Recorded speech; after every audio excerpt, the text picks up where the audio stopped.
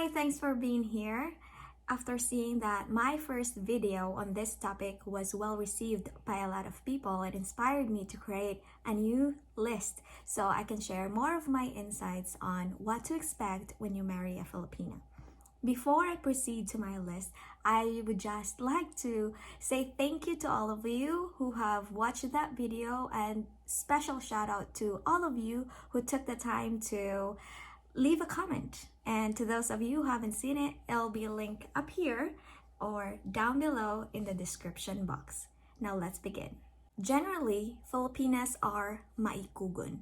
Maikugun is a Visayan word which refers to someone who doesn't want to express her wants or desires or be vocal about her feelings in the fear of being misjudged or misconstrued to be bossy, controlling, or dominant. That is why number 2, when you ask your Filipino wife of what food she would like to eat or where she wants to eat or which places she would like to visit or what she wants to do in the weekend, you will often hear her say, I don't know, I'll let you pick, whatever you decide, or anything is fine with me. So, and I know it can be annoying, I understand, because my husband is really annoyed. I admit in the first year of our marriage, I was really like that. But well, actually, I'm still a little bit like that. But I am no longer as maikugun as I was before because my husband really encourages me to be vocal with my thoughts and my feelings and to be confident in expressing them. Generally, Filipinas are soft-hearted. We carefully choose our words and we are very particular with the tone of our voice whenever we speak, especially to the people that we care most about, especially our husband. Yes, you will find that your Filipina will be talking to you in a lambi tone. Lambi is a word that my husband and I came up with. It's derived from the word lambing, which means sweet or affectionate. Well, you're probably wondering, Arlene, what lambi tone is? Lambi is like when a Filipina talks, there's some words that we kind of prolong. I'll give you an example. Say, love, can you please hand me that bottle, please? Bottle. Or like, oh, I made some adobo and lumpia for dinner. Dinner. And my husband always say, it's not dinner, it's dinner.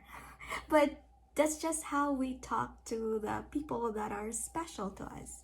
And because we are very mindful of the words that we use and the tone of our voice, we Filipinas are easily offended or get hurt whenever you use certain tone of your voice and like the words. I noticed that most of the Americans are using some foul words a lot of times. It's like it's normal. And when a Filipina gets offended, most of the time, because of language barrier and the inherent maikugun trait of a Filipina, she will more than likely keep it to herself. Filipinas are generally not vocal in expressing what they feel. They're not very like confrontational kind of people. So that leads me to my next point, which is Filipinas, when they are offended, to express distaste of what you did to her, she will go or she will be in tampo mode. Tampo is when your Filipina doesn't want to talk to you, or if she has to talk to you, she will use her neutral tone, no more lambic tone. And to give you an example, it'll be like this. Yes, it's in the cupboard. Okay, I'll do it later. No, I'm fine. Something like that. No more like lambi. Or like earlier about dinner, she'll probably say, your dinner's ready. Okay, I'll eat later. And also, I have received or heard stories about some Filipinas who do extreme tempo, and even somebody here in my channel asked of a guide on how to deal with tempo. So I stay tuned, I will make a video about that soon. And then going back to the language barrier, before I proceed, I just want to emphasize that English is not our first language. So as her husband, it is your duty to help her improve her English skills. Not just it'll improve your communication between the two of you, it also increases her probability to land a really good job here in the United States. So it's a win for you, right? So it's gonna be worth it. And don't talk to her like she's a grade schooler. I've heard stories that there are some Americans, because their Filipinas are not really good in English, they somewhat stoop down to their level and talk to them like, you know, like a kid. Don't do that. Teach her how to level up her English communication skills. Next, in terms of physical strength, Filipino women are weaker compared to Western women by a landslide. Well, because as you can see, like me, I'm 4'10", we are smaller compared to American women. So you can't really depend on us in terms of like moving furniture or moving stuff from one place to another. And that was like when we were moving to our house, that was like the experience, and my husband was like, oh my gosh, you are really weak.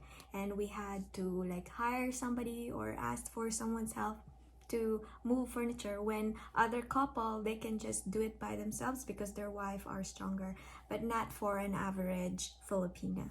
In general, Filipino wives are a low maintenance kind of wife. You will notice that she will have less trips or none at all to salons, you know, or gym, things like that. Also, they're so easy to please.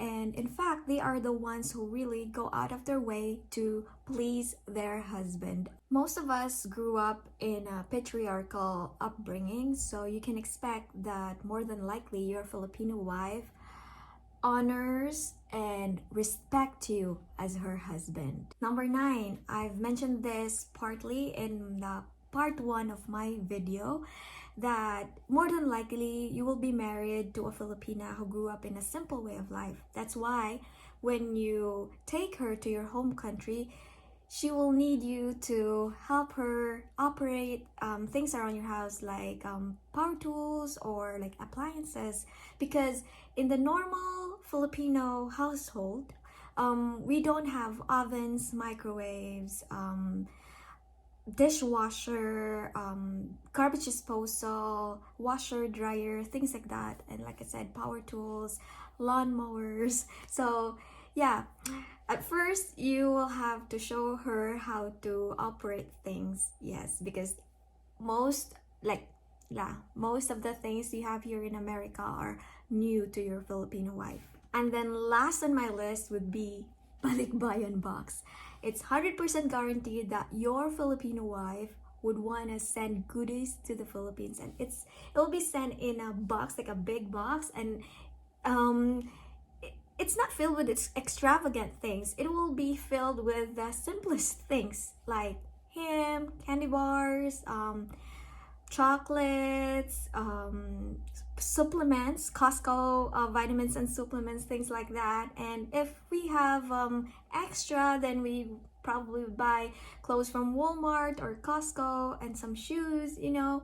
And also, one of the staples in this balikbayan box are hand-me-downs, or things around in your household that you don't no longer use, and your Filipina thinks that is still useful to her family back home. So we will send that in a balikbayan box.